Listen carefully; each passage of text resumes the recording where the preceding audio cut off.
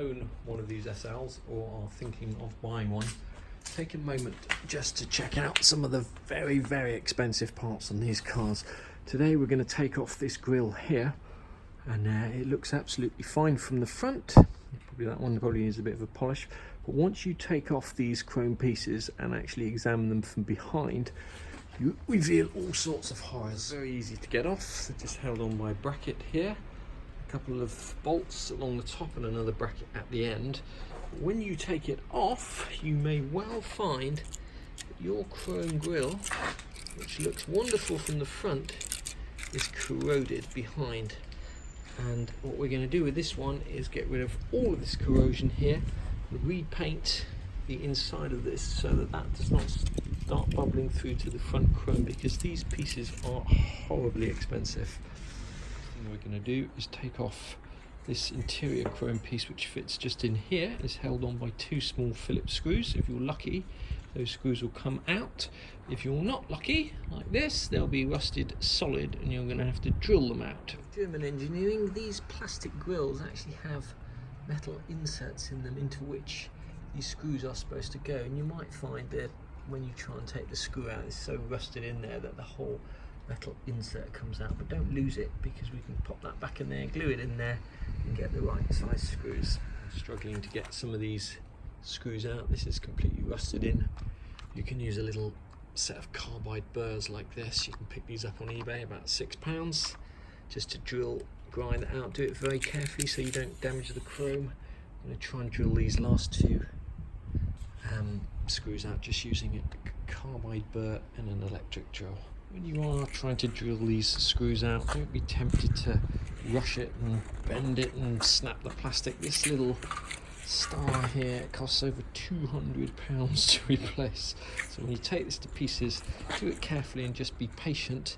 Get the right tools, some sharp drill bits or carbide burrs, and just take your time. Closer inspection, I can actually see that the chrome all the way along here is pitted. Similarly, the front facing chrome here is flaking off, and when you turn it over and you have a look at the state of the back of it, it's easy to see why. So we've got to be exceptionally careful when we start grinding that out, that we don't go too far and actually go through to the front. It's going to have to be repaired along here. All of that bubbling is going to have to be ground out, and I think what we're going to have to do is put a fiberglass strip all the way along here.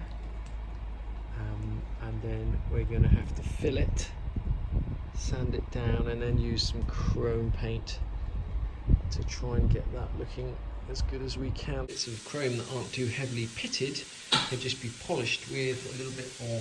They will come up as new. Ground out all the rust in this chrome surround, and what I've done is I've now painted it with Evaporust gel. That's this stuff here. It's quite expensive. The idea is that it actually sticks to the surface, and the reason for doing that is because it's very difficult. We haven't got a container long enough to actually dip the whole thing in Evaporust, and we want to get as much of that rust off as we possibly can before we start fiberglassing and repairing it. This grille surround has been sitting in the Evaporust gel overnight, and today we're going to wash that gel off, and we'll see what the gel reacts with the rust and turns black. What we're going to do is we're going to patch this from the inside with a fiberglass patch. We're going to mask off everything, all the good chrome, so we just don't get any resin on the good chrome. And then we're going to cut a piece the size that fits along that channel. Sitting in Evaporust gel, or coated in Evaporust gel overnight, and now we're just going to soak it in warm water for a little while. Just scrub in there, make sure we get all the loose rust out and any leftover Evaporust gel just before we start spraying and patching those holes with fiberglass. I'm going to fiberglass all of this scrim surround at the bottom where it's rusted and holy, and the first thing to do is cut 2 lengths of fiberglass, and then I'm weighing it down in the bottom of the channel with just some bolts, so when I come to trim it along the top here, it'll be more or less as we want it, because any excess, once you've got the resin on there, is quite hard to sand and grind off. So the less sanding and grinding we have to do, the better. Okay, next up, about 3 parts to 100 of the hardener. Do it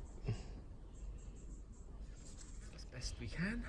We're just going to let that harden, and then we're probably going to just use some filler, car body filler on this side here, to fill in these rust holes here, and then we'll sand everything back. So the fiberglass is basically just giving a backing for when you put the filler on, otherwise the filler will just fall out and won't give it any strength. So we're going to fill that tomorrow and sand it back and then paint it. One-handed sand pretty quickly. We're just going to sand all of this back now. Hopefully we'll end up with a beautiful smooth finish. We've been working on this Mercedes front grille. It was full of holes after we had ground out the rust. So the first thing we did was filled it with fiberglass. Then we went over the holes with car body filler. And then we have sanded it back as smooth as we can get it. And this has now got about 4 coats of what's called high build primer on it. And the high build primer basically covers minor imperfections and allows you to sand back and cover any last little dings and dents. Now, if you look closely at this, you can see that there's still 1 or 2 little holes and dents just here, etc., which I've not managed to sand out. This is quite a difficult profile, so you can't necessarily use a flat sanding block. You need to wrap a bit of sandpaper down around a pencil or something to get in there. So what I'm going to use for these is what's called spot putty or glazing putty, which comes in a tube. This is already mixed, and it allows you very small precise quantities on there, and just go over that with a 400 grit sandpaper to get that absolutely smooth prior to spray. It costs £6.75 from Car Paint Warehouse Limited in Bristol. You can get this stuff, Bondo make a product, and 3M, but it's about £20 a tube, and you can usually get it from America or Australia or places, but you can get it if you know what you're looking for. This is called Impa. Say £6.75 a tube, considerably cheaper. The high build primer is expensive. It's just under £10 a can, but you'll be able to use that for other things as well. And wet and dry sandpaper, 65p a sheet. We are just spraying this with some very light coats of this Bosnia chrome paint to see if we can get that looking nice again, so that people don't or can't see that it's been repaired. Cleaning all the masking tape glue off using the Autosol, which took longer than anything else actually, but this has actually come out much better than I thought it would. The bottom section here has all been sprayed up with the Bosnia chrome paint, and looking at that, once you've got all the fins and the star on and everything else, you're not really going to notice how heavily repaired that was. If you can remember back to the beginning of the video, there was huge holes in here all along, so that's actually come out much nicer than I thought. Fade over time, and you've got 2 choices. You can go along to a company like Eastwood and buy their black plasticizer and bring that out as black, or you can just do what I'm going to do, which is just rub in some Black in the Flash turtle wax. It only costs a few quid from eBay, and what you'll get is you'll just get a slightly better finish than that's on there at the moment, but it won't bring it back to black. Subtle like turtle wax, but you can actually see the top one has had a bit of turtle wax on it and the bottom one has not. Of this Mercedes grille, and what we're going to do when we put it back together is put it back together with new screws. So first of all, you're going to need some 3.5 times 9.5 fill pan tapping screws. You're going to need 4 of them, and they're the 4 screws that hold the centre chrome on. 4 of those that hold the plastic grille piece and the star to the chrome. They are 4.8 times 13 fill pan self-tapping screws, and you're going to need 11 of those. Once again, Westfield fasteners. You're going to need a bag of washers. These just came from Screwfix. They're M8 washers. They could probably be slightly smaller than that, but these are the same washers we use for different parts of the front grille to the car.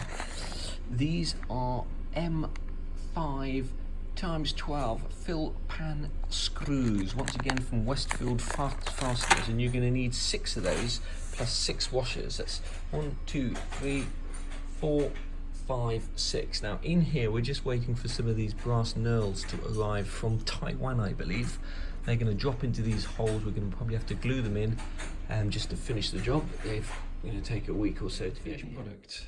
If you look very carefully, you can tell it's been repaired, but the casual glance across that, well, you will not notice that that has been heavily repaired. And what we've done is saved ourselves the best part of £650 getting a new one of these.